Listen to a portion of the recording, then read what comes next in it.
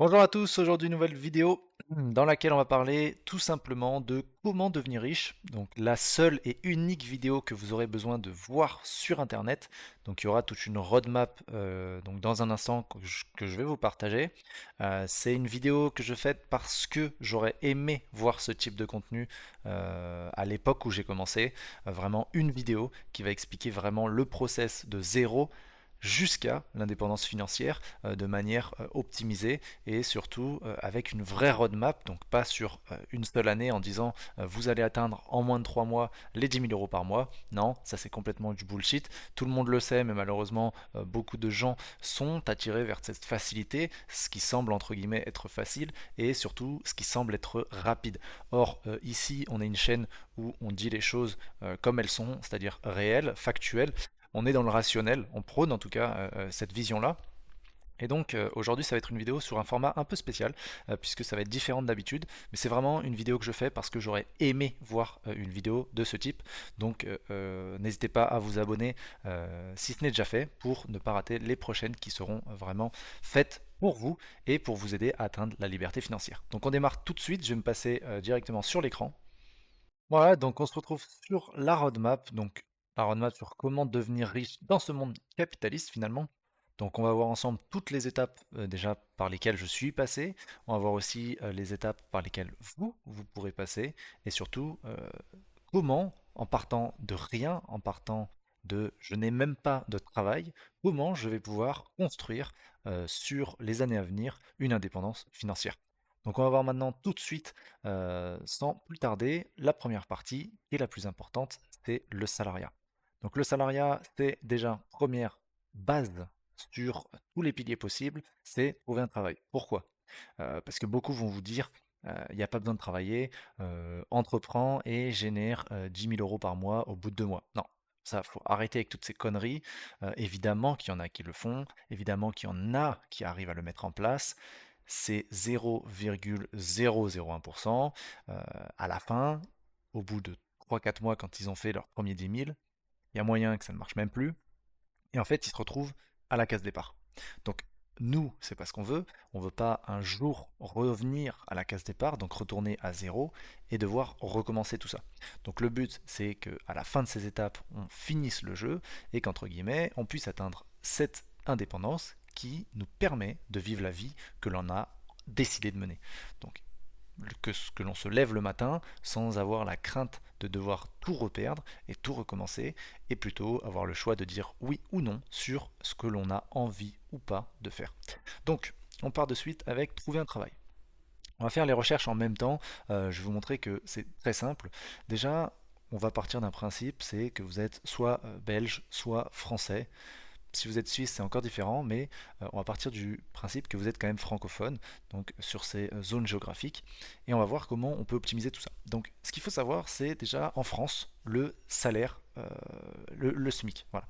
On va partir de cette base-là, parce que on va partir du principe que vous n'êtes pas formé sur rien, et donc on va taper la base, c'est SMICnet en France. Ça, c'est une première recherche à faire. Pourquoi? Parce que ça va vous donner direct la base de ce que vous pouvez aller chercher. Le SMIC en France, il est de. Alors, je sais pas pourquoi ça me fait ça. Il est de 1426 euros, par mois. Donc, par mois, c'est ce que vous allez gagner. Donc, un taux horaire de 9,40. C'est déjà très bien hein, pour, à échelle mondiale. Maintenant, nous, on a des objectifs, on a des ambitions, et donc, on va pas s'arrêter là. Là, vous avez ce salaire-là, il va pas vous permettre de faire grand-chose, surtout dans des endroits proches de grandes villes. Pourquoi? Parce que tout va être très cher, etc. Donc, il va falloir regarder d'autres choses que ce salaire-là. Mais déjà, vous savez que vous pouvez gagner ce salaire-là. Ok, à partir de là, vous pouvez faire une recherche très simple. Euh, Donne-moi les pays qui paient le plus dans le monde. Une recherche simple, basique, il va vous sortir une liste. Ok, prenez les premiers liens. Ça va falloir que ça arrête de faire ça. Alors, vous prenez les premiers liens et vous regardez un peu ce qui se passe. Salaire moyen 2025 en France, blablabla. Ils expliquent. Et ensuite, il met un classement. Ok, on a un premier classement. Alors, je vais le regarder en même temps que vous parce que je suis curieux, parce que moi j'avais fait les recherches à l'époque et là il y a un truc qui est plutôt choquant, c'est que déjà il n'y a pas l'Australie, alors que ça devrait être dans le top 5 minimum. Et on retrouve la Belgique. Alors curieux pour nos amis belges.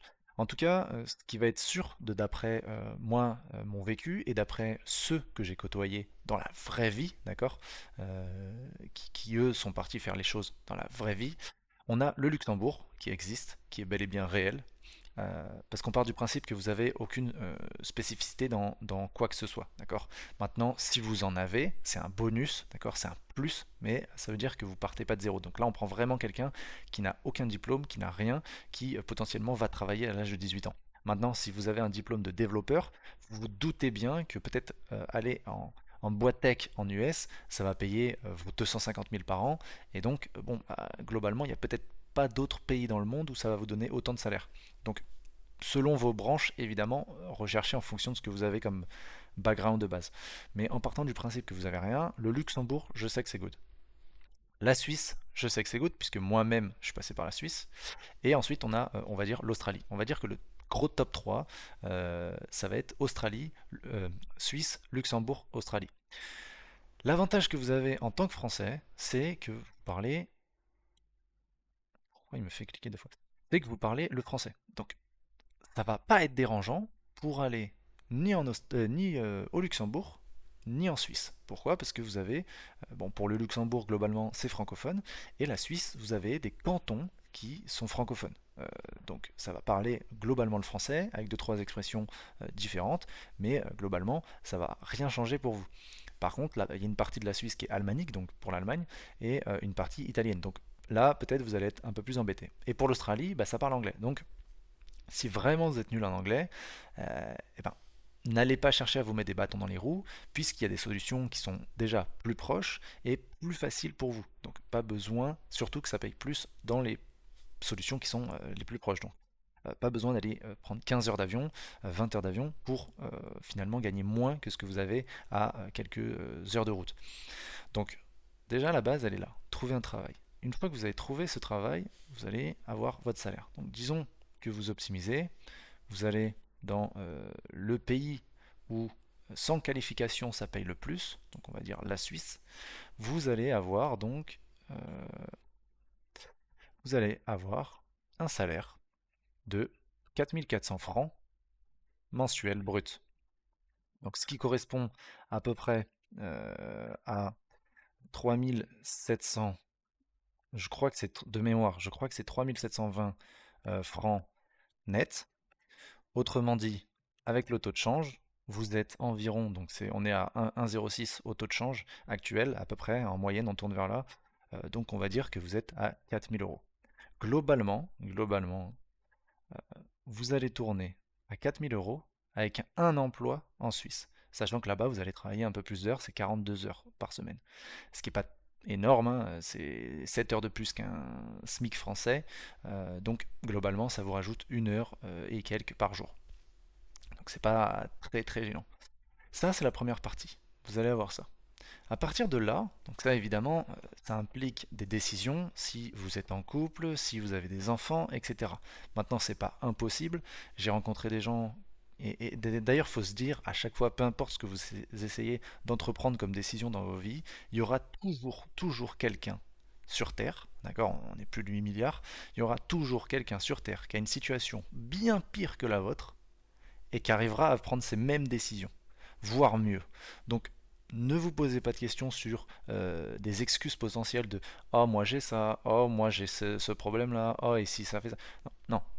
Dites-vous que sur Terre, il y aura toujours quelqu'un qui a pire que vous comme situation et qui arrivera à faire mieux. Donc partez du principe qu'il n'y a aucune excuse valable, ce sont juste des choix et des conséquences d'addition de choix. Donc euh, si vous pouvez optimiser, vous allez aller chercher vos 4000 euros. Luxembourg, je crois de mémoire que le plus bas salaire il est à 2800 euros. Vous avez aussi Monaco qui paye un peu plus, vous allez pouvoir aller chercher 2003 vers là.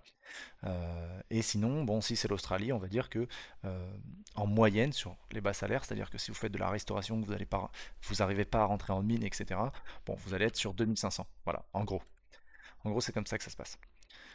Sinon, il y a aussi la partie où vous êtes français et donc vous êtes à 1500 euros. Voilà. Parce que si vous avez le SMIC, vous pouvez toucher quelques aides et jouer aussi là-dessus. Ensuite, l'objectif, ça va être de chercher à gagner davantage. Parce que oui, si on se satisfait du minimum, vous vous doutez bien que les objectifs, ils vont prendre un peu plus de temps. On va partir du principe que vous êtes en début de carrière, donc vous avez les crocs, vous avez la rage, vous êtes ambitieux, et donc vous voulez aller un peu plus vite. Vous n'êtes pas obligé de le faire de manière récurrente. Vous n'êtes pas obligé de faire ça pendant les 5 ans. Vous pouvez faire ça pendant quelques mois et arrêter. Donc l'astuce que moi je donne, c'est de justement soit vous mettre en collatéral sur des intérims, donc des agences de placement, qui elles vont vous envoyer des missions de temps en temps, limite vous les additionnez, c'est-à-dire que vous prenez 3, 4, 5 agences d'intérim. Comme ça, vous êtes sûr que sur vos 2 jours de repos, vous aurez toujours une mission d'une intérim qui vous envoie à droite ou à gauche. Et là, peu importe. Donc, si vous prenez juste une mission d'intérim sur vos 2 jours de repos, puisqu'on va partir du principe que sur ce salaire, vous êtes à un emploi du temps fixe, à temps plein, donc vous allez être sur 5 jours par semaine. Donc vous allez avoir 2 jours de repos. On va voir comment on peut optimiser après encore un peu plus. Mais sur ces 2 jours de repos, vous prenez 2 missions. Évidemment, ça va encore dépendre de ces 4 facteurs, c'est-à-dire les salaires que vous aurez sur vos géolocalisations. Donc si vous êtes en Suisse, vous êtes à peu près à 22 francs net de l'heure. Donc voilà, on va dire que vous êtes à 22 francs, allez, 25 euros net. J'arrondis un peu peut-être à la hausse, mais 25 euros net. Ah, du coup, pour le minimum, en France, on est à 9,40 € on a dit, net, donc, bah voilà, c'est tout. Donc, on va dire 10 € net. Parce qu'en intérim, vous allez avoir les primes d'activité, etc. Je pense que ça peut même monter à 11-12, mais why not? Je suis pas à jour là-dessus. Donc voilà. Globalement, vous allez pouvoir aller chercher. Donc, une mission de 5 heures, boum, vous êtes sur 50 € de plus, etc., etc. Bon, vous comprenez l'intérêt. Ensuite, vous pouvez optimiser. Donc, ça, c'est ce que j'ai fait pour ma part. C'est-à-dire que, évidemment, il y a des règles légales, entre guillemets, qui vous interdit, il y a du code du travail, qui vous interdit de faire plus qu'un certain nombre d'heures par semaine. Donc en France, si je dis pas de bêtises, je crois que c'est 47 ou 48 heures par semaine, on n'a pas le droit d'excéder ce montant-là.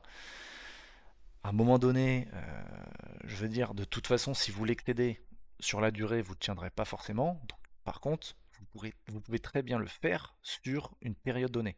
Moi, par exemple, quand je travaillais sur Paris, au tout début, il y a un mois, je ne sais même pas comment c'est possible, puisque j'avais essayé de répliquer juste le modèle de j'optimise tout entre mes temps de trajet, etc. et entre mes différents emplois. Donc moi j'étais maître nageur à l'époque et j'avais pris en plus de ça un job. Donc moi c'était full intérim. J'étais comblé 7 sur 7 pardon, en maître nageur et j'avais aussi du coup l'hôtellerie, un contrat à mi-temps. Donc il y a 2 mois où vraiment j'ai bombardé, et il y a un mois où j'ai fait 345 heures dans le mois. Ça m'a donné une moyenne d'à peu près 85 heures par semaine.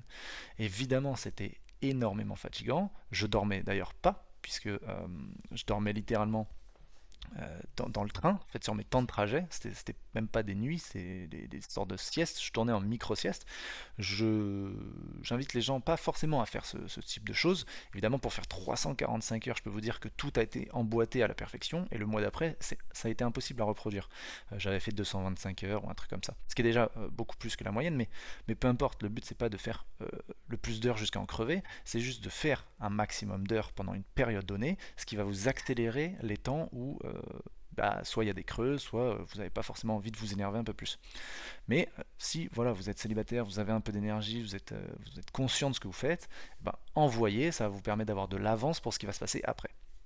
Donc vous pouvez aussi rajouter un deuxième emploi à mi-temps, peut-être à plein temps en fonction de ce que vous faites. Moi j'ai connu des gens, ils étaient éboueurs, donc ils avaient des roulements de nuit, donc je sais plus, c'était 2 heures du matin à 11 heures ou quelque chose comme ça. Et derrière, ils enchaînaient avec par exemple de la restauration jusqu'à donc 11h30 jusqu'à 15h30, 16h. Et par exemple, ils dormaient après. Donc si vraiment vous optimisez, vous pouvez réussir à emboîter 2 jobs. Euh, Ça fatigue énormément, mais ça existe. Et j'ai connu des gens qui ont réussi à emboîter 3 jobs. Pour emboîter 3 jobs, je peux vous dire que là, en termes de logistique de créneau horaire, c'est exceptionnel. Par contre, c'est évidemment, ça va tenir pendant un temps donné. Au bout d'un certain temps, vous allez cramer votre énergie, donc c'est pas le but. Vraiment, soyez conscient de ça. Vous amenez pas à un burn-out, ça n'a pas d'intérêt. Ça va vous desservir par la suite. Donc, respectez votre corps aussi. Quand il sent que c'est trop en termes de charge physique, mentale, lâchez. Vous prenez votre deuxième job, vous le dégagez, et en fait, vous restez avec votre premier emploi. Donc vous pouvez optimiser et aller chercher vraiment des sommes qui sont folles et on parle juste de salariat. On n'a pas besoin d'aller dans l'entrepreneuriat pour le moment. Et ensuite, il va y avoir la troisième case, c'est réduire ses dépenses. Parce que oui, même si, entre guillemets, réduire ses dépenses, c'est pas ce qui va vous accélérer réellement par rapport à le fait d'aller chercher un plus gros salaire. Réduire ses dépenses, ça a quand même son intérêt, puisque ça va considérablement rajouter un facteur exponentiel à ce que vous faites déjà, c'est-à-dire d'avoir plusieurs travails et d'avoir un meilleur salaire. Donc réduire les dépenses, ça veut dire, par exemple, si vous êtes tout seul, eh bien, ne pas aller vous coller un 80 mètres carrés. Voilà, ça n'a pas d'intérêt. Pourquoi? Parce que de toute façon, vous serez en train de bosser tous les jours, donc vous allez rien voir à part le train et le lit à la limite. Mais voilà, donc pas besoin. Prenez un studio, limite une coloc, parce que ça va coûter moins cher, évidemment. Ça fatigue psychologiquement d'être en coloc ou d'avoir des petits espaces, etc. et vraiment de s'encombrer. Mais peu importe, vous êtes sur un début ou vous êtes sur un renouveau, vous devez recommencer. Donc là, vous êtes obligé, vous devez avoir ce moteur intrinsèque qui vous pousse à vous énerver, surtout au début. Et plus vous allez vous énerver très vite, et plus vous allez pouvoir lâcher la pédale d'accélérateur très tôt, en fait. Donc c'est ça l'intérêt. Donc réduire les dépenses, c'est potentiellement le loyer. Vous pouvez très bien trouver, et ça, je vous parle en connaissance de cause, des colocations à la frontière suisse, par exemple. Donc vous allez chercher déjà ce type de salaire avec ce type de salaire en intérim et derrière vous pouvez avoir pour 600 euros par mois un loyer sur les frontières suisses. La frontière suisse. Donc je pense que c'est pareil pour le Luxembourg et je sais que ceux qui sont allés en Australie, ils allaient dans soit les auberges, donc ce qui coûte pas très cher, soit ils arrivaient à se faire héberger et donc là ils n'avaient pas de frais en logement ni en nourriture. Donc ça c'est encore une optimisation. Et pareil pour la nourriture, donc pour en revenir à ça, si vous faites de la restauration, plutôt que de négocier un gros salaire, laissez-lui vous donner le minimum. Par contre, négociez sur d'autres aspects, c'est-à-dire soit par exemple gagner une semaine de vacances en plus, ou potentiellement d'avoir la bouffe gratuite compris dans vos services en fait. Ce qui va vous permettre de ne même plus avoir besoin de perdre du temps à aller faire les courses et de devoir dépenser de l'argent sur de la nourriture. Pour ma part, c'est ce que j'avais fait, j'avais optimisé comme ça. Et en plus, dans la restauration, vous avez des pourboires. En Suisse, pour vous donner un ordre d'idée, si vous n'êtes pas trop mauvais, alors je n'avais jamais fait de restauration avant la Suisse, hein, j'en ai pas fait beaucoup, j'en ai fait 1 an et demi, 2 ans à peu près.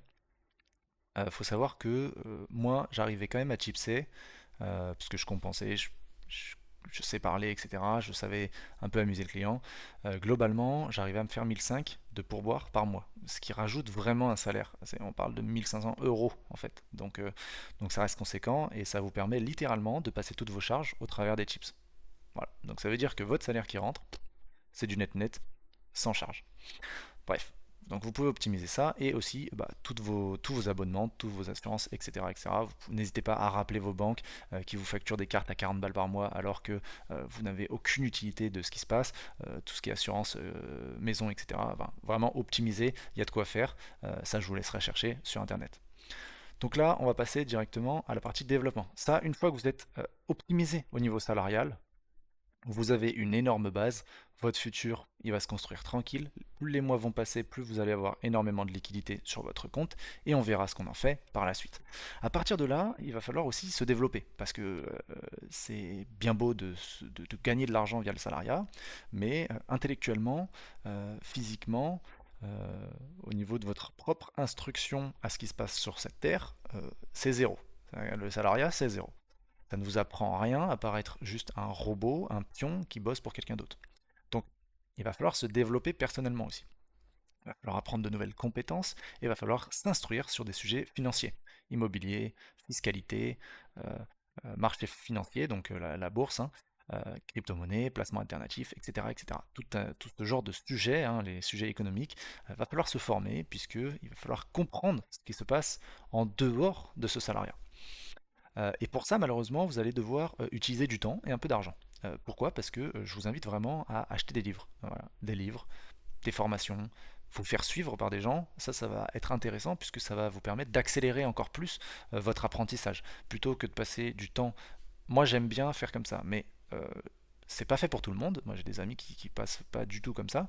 Moi, j'aime bien, c'est lorsque je ne maîtrise pas un sujet ou quoi, je vais prendre un cahier, un stylo, euh, et pendant une semaine, 2 semaines, c'est simple. Malheureusement, j'arrive pas à déconnecter comme ça. C'est ma manière de faire. Elle est pas forcément mauvaise, mais elle est pas forcément ultra bonne d'un point de vue psychologique. C'est que je dors plus. J'arrive plus à dormir. Je suis obsédé par ce truc-là. Et en fait, je vais rechercher les informations comme personne ne cherche les informations. Je vais fouiller tous les sites inimaginable de la page 10 de Google. Je vais regarder les sites officiels, je vais aller sur tout ce qui est articles, je vais poncer YouTube, même si YouTube c'est une jungle d'informations avec tout et son contraire. Ça va me permettre de voir ce qui est répété et ce qui ne l'est pas.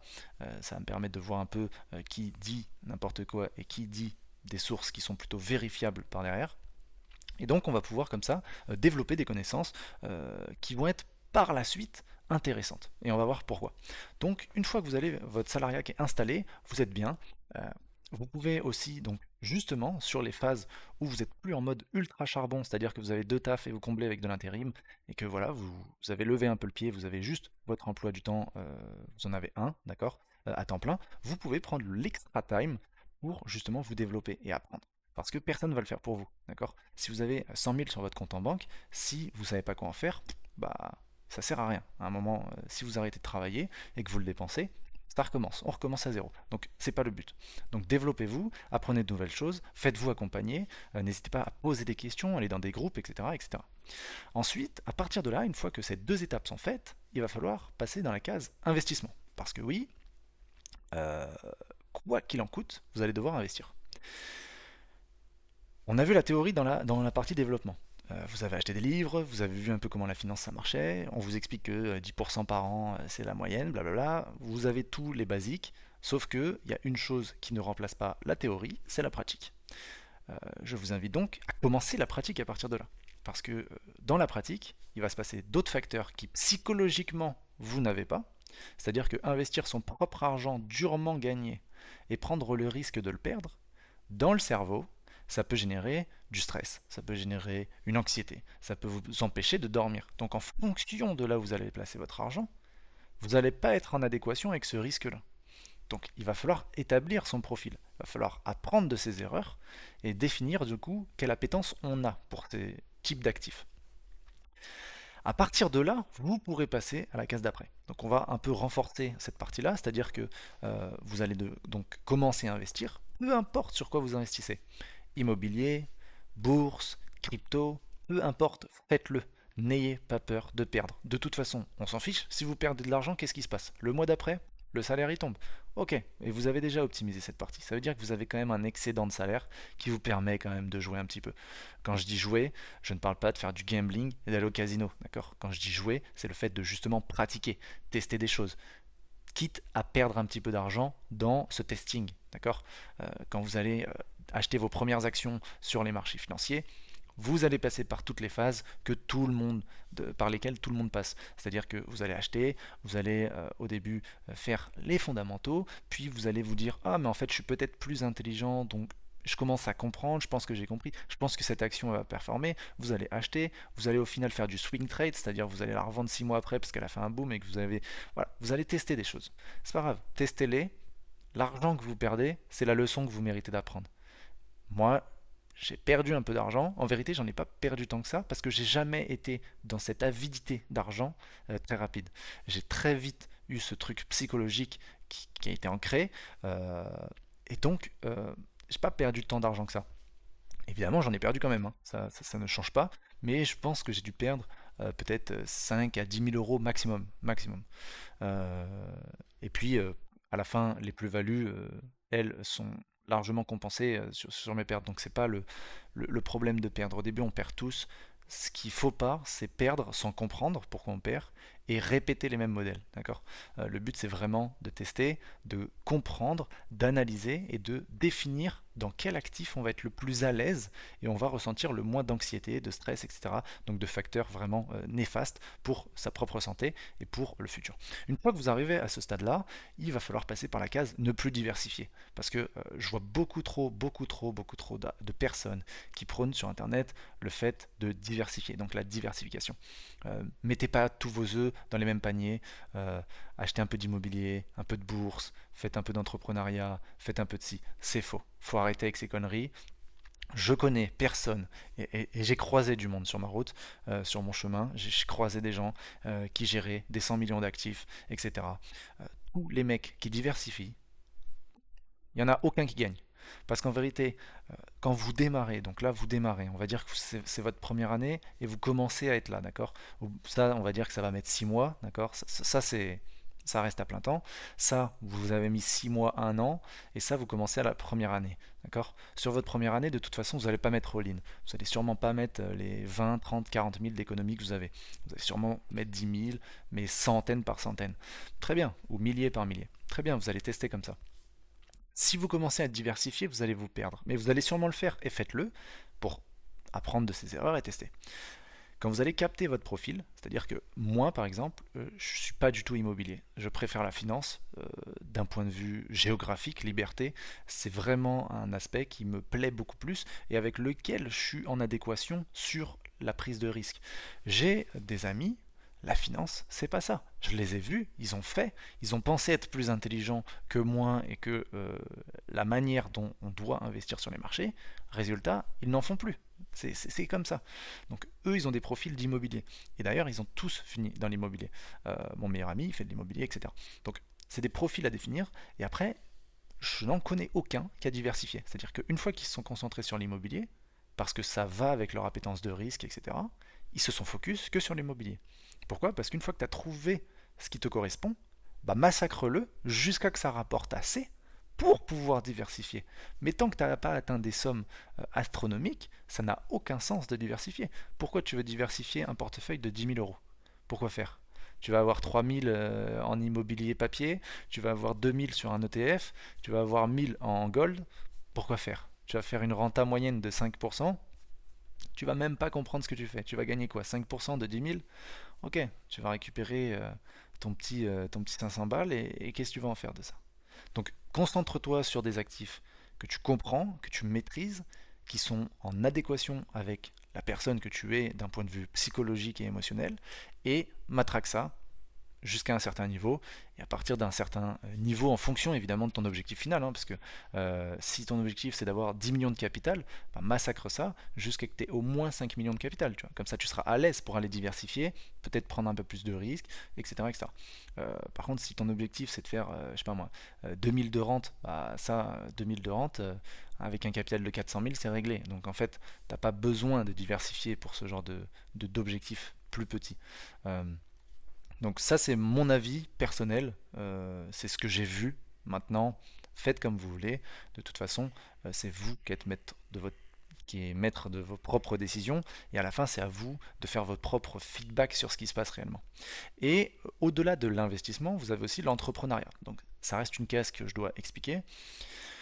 Une fois que vous êtes développé, quand je parle de développement, c'est pas vous avez lu un livre et vous commencez à vouloir faire valoriser ses compétences, d'accord? Même si ça marche, d'accord? Vous pouvez très bien faire du building public et ça marche bien, alors que vous n'êtes pas forcément légitime d'expliquer à des gens comment faire, mais why not? Si ça marche, faites-le.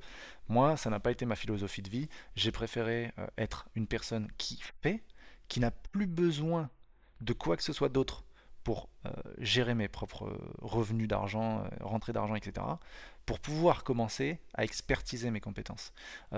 C'est comme ça que je le vois. Non pas que je me sente plus légitime, mais je trouve que ça a plus de sens d'un point de vue rationnel en fait. Je trouve ça peu rationnel que quelqu'un vienne t'expliquer alors que même lui, il n'a pas encore ce background nécessaire pour endosser tous les risques.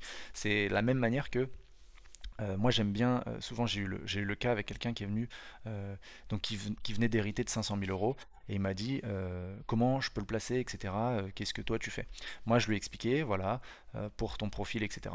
Moi je peux te proposer ce type de service et ça va être tant de facturation. Et la personne m'a dit tu es trop cher, il y a des conseillers financiers qui sont commissionnés et qui prennent pas si cher. J'ai dit ok, bah va les voir. Parce que en attendant, un conseiller financier, c'est un salarié d'un fonds ou etc., d'une banque. C'est un salarié donc qui lui, à titre perso, n'a probablement rien fait, et pour en avoir croisé dans des banques privées à Genève, les mecs ils peuvent gagner 10-15 000, je peux te dire qu'en perso, ils ont zéro. Pourquoi? Parce qu'ils claquent ça dans le lifestyle, résultat, ils sortiront jamais du salariat. Si le salariat ça s'arrête, ils sont morts. Et, et globalement, eux, ils vont conseiller des gens qui, à titre perso, vont investir de l'argent, sauf qu'ils vont te conseiller en n'ayant pas l'aspect psychologique, puisque c'est pas leur argent. Eux, dans tous les cas, ils vont gagner de l'argent parce qu'ils vont t'envoyer vers des produits sur lesquels eux, ils sont rétrocommissionnés. Donc, en termes d'alignement des intérêts, je trouve ça pas ouf, mais why not? Fais-le, feedback, tu changes. C'est pas grave, en fait, de faire une décision qui est pas bonne. En fait, te pose pas de questions sur qu'est-ce qui est le meilleur. En fait, à un moment donné, je pense que dans une décision, même si elles sont dures à prendre, choisis-en une. Et puis si c'est pas bon, tu changes, tu pourras réguler, c'est pas grave en fait. Accepter que tu t'es trompé, c'est une bonne chose en fait. C'est une bonne chose parce que ça veut dire que derrière, tu vas très vite aller vers ta deuxième solution qui sera sûrement la meilleure. Donc voilà.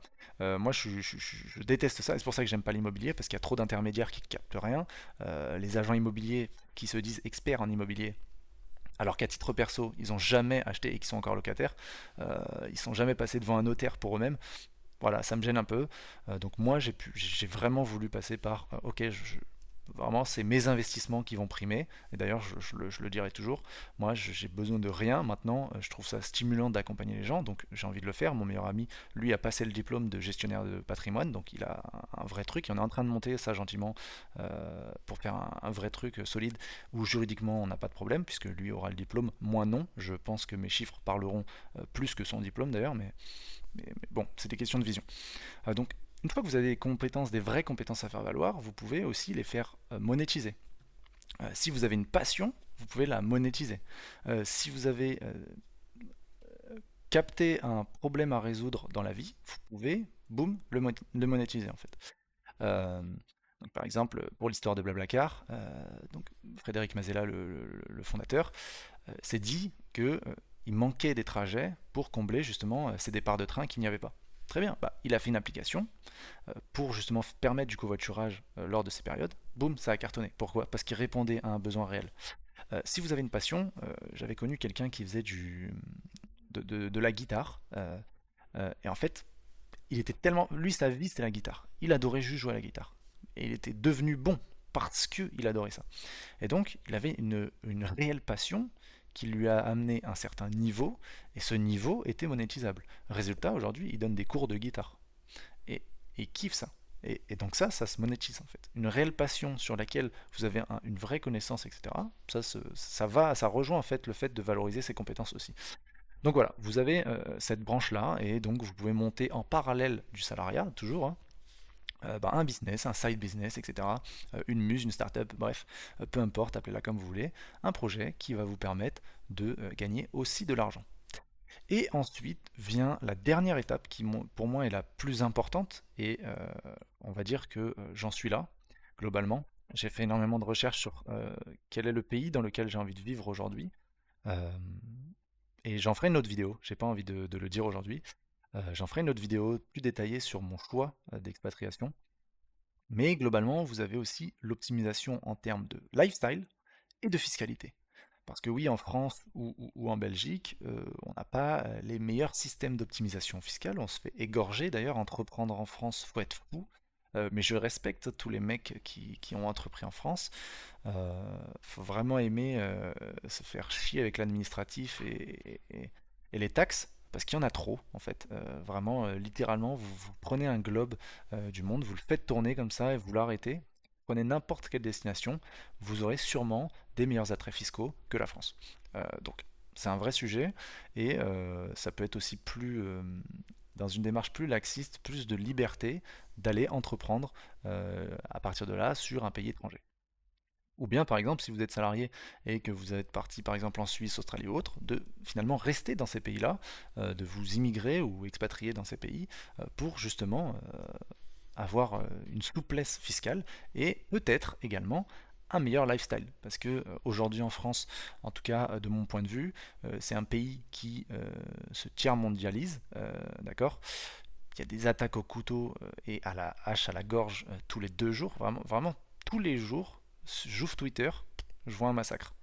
Quand je vous dis un massacre, je vois les images. C'est-à-dire que sur Twitter, c'est le réseau social du diable depuis des années et des années. Ça a beaucoup changé, hein, puisque à l'époque, en 2000, au tout début, vraiment, moi je l'ai eu dès le début presque. Au tout début, vraiment, il n'y avait aucun floutage de rien. Je peux vous dire qu'on voyait des sacrées dingueries. Euh, mais aujourd'hui, on les voit quand même. Et en fait, je trouve ça choquant en France qu'il n'y ait pas de sécurité, en fait. Et c'est vrai il y a plus aucun service, en fait. On paye beaucoup d'impôts. Il y a très peu de gens qui travaillent pour financer toute ce social qui ne sert à rien. Et en fait, c'est juste des maths très simples, hein, mais quand on est quasiment 70 millions et qu'il y en a 20 millions qui bossent pour tout le reste, ça ne peut pas tenir mathématiquement. Et donc ça amène à un pays qui devient le tiers-monde, avec de la criminalité qui augmente, euh, du pouvoir d'achat qui dégringole à la vitesse de la lumière, et malheureusement, on tend vers un pays qui va être catastrophique dans les années à venir. Donc, personnellement, pour ces raisons-là, et puis même le soleil, euh, vraiment, j'en ai besoin. Et donc, quand tu es à Paris, bon, il se fait rare.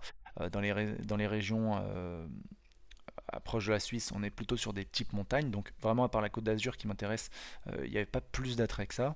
Et vraiment, je juge un peu plus de ce pays. En fait, on n'est pas à l'abri. Et ça, c'est propre à chacun de vraiment faire ce choix-là. Vous n'êtes pas obligé, hein. Moi, mon meilleur ami va rester en France parce que pour des raisons familiales et autres, il veut rester en France. Moi, j'ai ce truc-là de liberté très profond, très ancré, et il est hors de question que je reste dans un pays comme ça, dans lequel je ne partage plus aucune valeur, et dans lesquels, ne serait-ce que le système de santé qui est incompris, ne sert strictement à rien, et vraiment, partout dans le monde, vous aurez un meilleur système de santé, quoi. Donc voilà, donc je reviendrai sur où est-ce que je vais partir.